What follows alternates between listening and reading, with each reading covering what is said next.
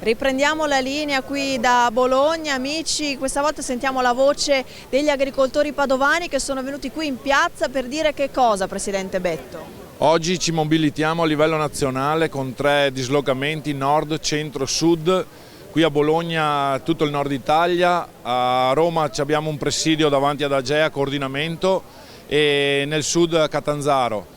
Siamo qui per protestare perché vogliamo quello che ci spetta e che non ci hanno ancora liquidato. Di solito in questo periodo abbiamo già percepito tutti i soldi delle domande uniche della PAC.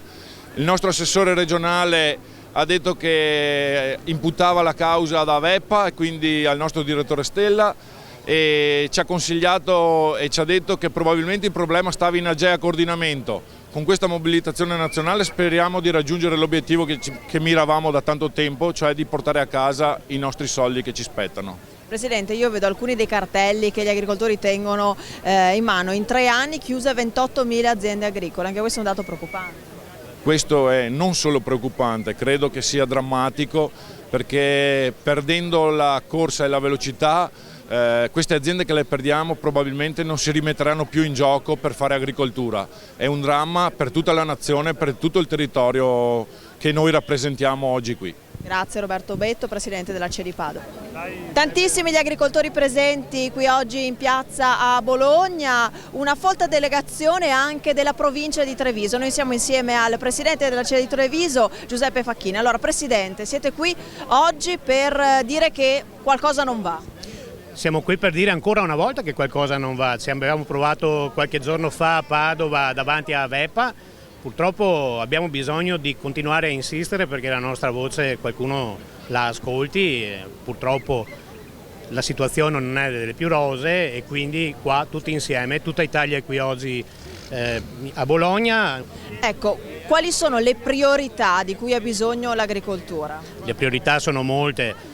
Il motivo per cui siamo qui oggi è perché il reddito delle nostre aziende agricole è molto condizionato da questioni che non sono solamente imprenditoriali, e faccio riferimento a quelli che sono i fondi comunitari da sempre stanziati per l'agricoltura e che in tempo di vacche magre possono, pur non facendo il bilancio delle aziende, essere significativamente importanti per il sostegno delle famiglie.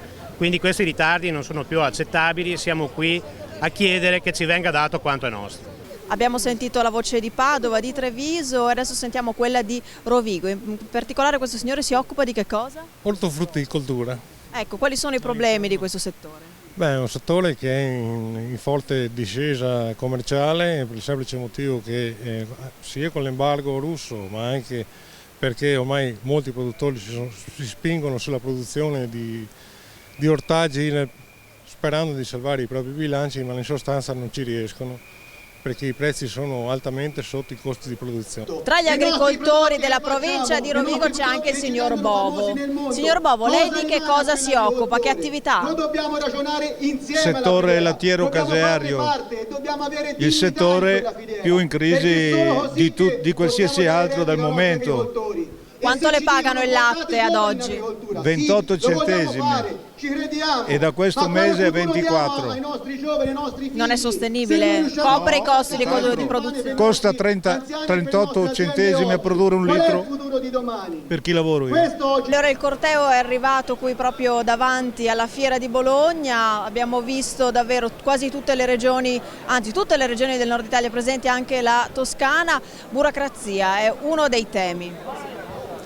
Sicuramente è un tema che ci unisce tutti, ma non solo il mondo agricolo, tutto il sistema. Noi abbiamo dei grandi burocrati che giocando con la burocrazia stanno impiccando il paese.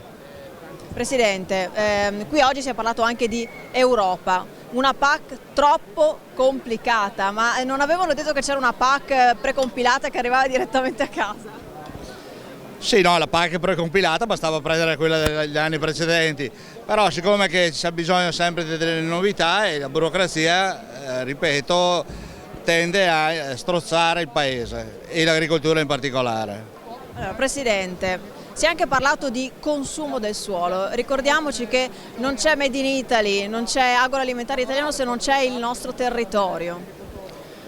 Sì, c'è la volontà magari di fare del Made in Italy senza prodotto italiano e quindi forse gli stessi che sono quelli che favoriscono il consumo del territorio. Dopo ci vantiamo della bellezza del nostro territorio, di come sono tenute le nostre colline, le nostre montagne, i nostri prati, eccetera, ma manca il sostegno economico su questo. Farebbe la differenza avere tutto il mondo agricolo unito? Qui oggi ci sono 3 sigle sindacali. Ma il mondo agricolo ha dimostrato di essere capace di unirsi, di dare delle risposte. Chi ha un'idea diversa sicuramente sta fuori. Grazie a Flavio Furlani, presidente della CIA di Verona e del Veneto. Grazie.